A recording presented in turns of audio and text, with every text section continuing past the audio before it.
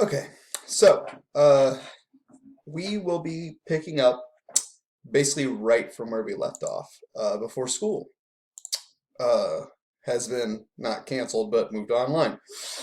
So as you can see here, if you're looking at these notes, we're going to be talking about area. Um, so I'm going to just walk us through this, just follow along with me. So this is just general information. So area is the inside of any 2D shape. Area is found by using specific formulas, and the formulas for these three shapes, which is a square, a rectangle, and a parallelogram, are the same. The formula that we're going to be using is A equals B. This is a times H. A is the area, or the inside, B is the base, or the bottom, and H is the height, bottom to top. So just real fast, I'm going to label these on each shape. Okay? So the area is the inside, base is the bottom, and then the height is from, that looks like a B, the height is from the bottom to the top. So this would be the height, this would be the height. Notice, bottom to top, for this parallelogram, that little dotted line is your height. That is going to be important, and I'm going to explain more about this. Actually, I'll just go ahead and do it now. So if you see these little squares here, you're probably like, what is that? Well, if you look at this important information, base and height are always at a right angle with each other. What that means is this little square is a right angle symbol. So notice height, base, they're at a right angle. Base and height at a right angle. Base and height at a right angle. This is important because what happens is this right here, this little diagonal, people use that as the height all the time, and that is a no-no. Don't do it, it's wrong. Anyways, so what I'm going to do now is I'm going to show you all the step-by-step. Okay, so real fast, I'm going to write the steps here. It'll make more sense when we do it together. Okay, so step 1 is write the formula. Now, real fast, just so you know, this is for everything with area. This isn't just for this, but we'll do it again anyway later. Anyways, write your formula,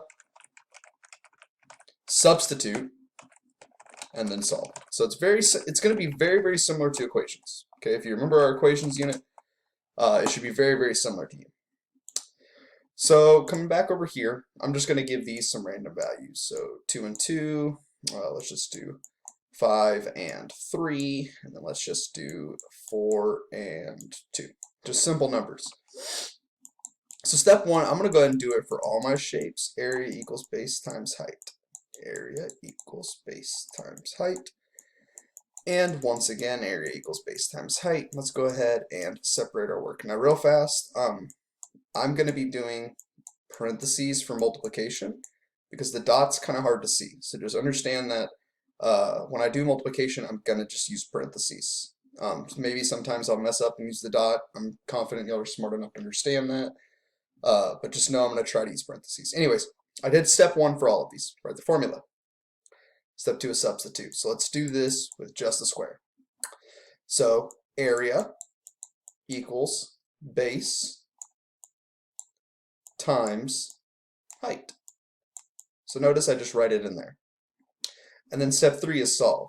So just like an equation, you just do all the math. 2 times 2 is 4. Boom, the area for the square is 4. Moving on, step 2 here is, actually, let's do something a little different for this one. You know what? I want to show y'all an example to help y'all out for in the future. So let's just do this. Let's say I did this. So notice that you don't have a height anymore, do you? So let's see how that works. So here's my base. My height's missing still, so I'm just going to keep this here. So what is this number on the inside? Oh, that's the area. So that means you replace A, the area, with 50. This is the part that can confuse a lot of people. Because notice, sometimes you don't just solve for area like we did here. Sometimes area is given to you and you can solve for height. This is extremely important. So anyways, how do we solve? Well, notice I drew a line. It's just like an equation, guys. To get rid of this 5, you've got to divide by it, which means you've got to do it on the other side as well. So 50 divided by 5 is 10, equals height drops down. So that means here, I didn't solve for area, but I did solve for height, and it's 10. Moving on to this next one, again, please remember the height for all parallelograms is going to be that dotted line. Always. Don't use these diagonals. So anyways, it's still that same process. Area equals base 4 times height, which is 2. Area equals 8. So this should be pretty simple. Again, simple examples. But realistically, area is simple. Okay, it's just this on repeat. Write formula, substitute, solve. So here's what we're going to do for the next little bit, is I'm going to slide this up. If you need those notes, just go back on the video. What I'm going to do is I'm going to leave these problems here for a second. Okay, because I want you to do something. I want you to go and do these on your own. Okay, so I want you to use that same step-by-step and try to solve these on your own. Okay, so pause the video, solve them, and then check later. So what I'm going to do is I'm going to stop talking for a minute.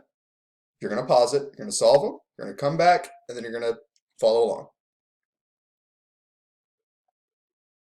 Alright, so hopefully you solved it, and hopefully you get them right. So some people are going to be confused by this first one, okay?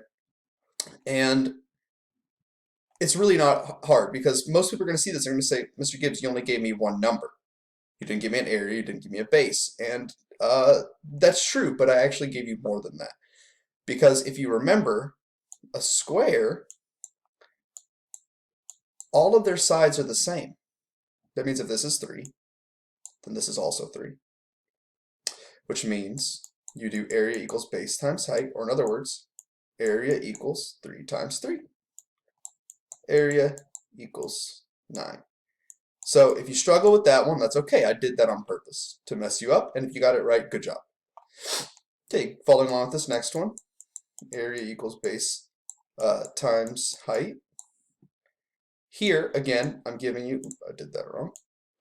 I'm giving you the area. So replace area with 45.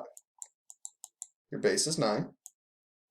So here, notice again that we're solving for the height. So draw your line. You need to divide by 9 to cancel that out. 5 divided by 9 is 5. So the height is 5.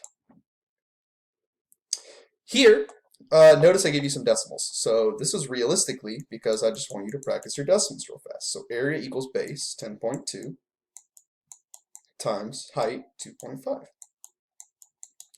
So I'm going to go work this out up over here for y'all. Okay, so 10.5. Again, apologies if this looks weird. I'm writing with a mouse. It's not the easiest thing in the world. Alrighty, so let's work through this. 5 times 5. Oops, sorry, wait a second. I made a mistake. This is 10.2, not 0.5. 5 times 2 is 10. 5 times 0 is 0. Drop your 1. 5 times 1 is 5. Add a 0, keep going. 2 times 2 is 4. 2 and 0 is 0. 2 and 1 is 2. Add these up, you get 2, 5, 5, 0. We have 2 decimal places, 1, 2. So we rewrite this as area equals 25.5. And you can drop this 0 at the end. And there you go. So the rest of the work you need to do today is, and almost every single day, is going to be on Pearson, which should be linked on the Google Classroom. So what I need you to do is go to that link, follow through. It should sign you in automatically. Now that may or may not happen. So here's what's going to happen moving forward is if you have a question about the work, or you have a question about logging into the Pearson, send me a message on Jupiter Ed, or send me an email through your Gmail account. Do not post to the Google Classroom. That is not for y'all, it's for me. So, I can disable y'all's comments at any point if I need to, but I'll leave it there in case something major happens. So anyways, go to Pearson. You'll see what's assigned to you. It's written on the Google Classroom. And begin completing that work. Let me know if you have any questions or just anything like that, all right? I hope you're doing well and have a good rest of your day.